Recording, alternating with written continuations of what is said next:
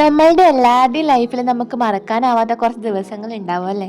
എന്റെ ലൈഫിൽ അങ്ങനെ ഒരു ദിവസമാണ് നവംബർ 9. നിങ്ങളെ ഡിസ്ക്രിപ്ഷനിൽ കണ്ട പോലെ തന്നെ അവൻ എന്നെ ആദ്യമായിട്ട് കണ്ട ദിവസം. നമ്മളുടെ എല്ലാവരുടെയും ലൈഫിൽ നമ്മൾ പ്രതീക്ഷിക്കാണ്ട് നമുക്ക് കിട്ടിയ ചില ആൾക്കാരുണ്ടാവും അല്ലേ?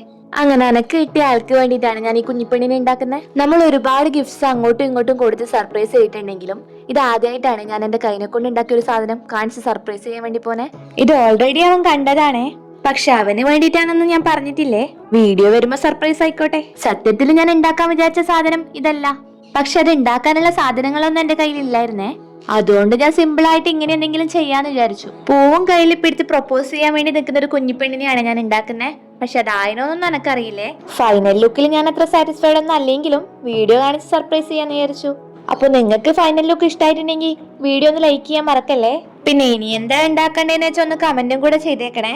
പിന്നെ നമ്മളുടെ വീഡിയോ കാണുന്ന 90% ആൾക്കാരും നമ്മളുടെ ചാനൽ സബ്സ്ക്രൈബ് ചെയ്യാതെയാണ് കാണുന്നത്. അപ്പൊ എല്ലാരും ഒന്ന് ചാനൽ സപ്പോർട്ട് ചെയ്തേക്കണേ. പിന്നെ ഫൈനൽ ലുക്ക് ഇഷ്ടമായെന്ന് വിചാരിക്കുന്നു. അപ്പൊ അത്രേ ഉള്ളൂ. Tata bye bye.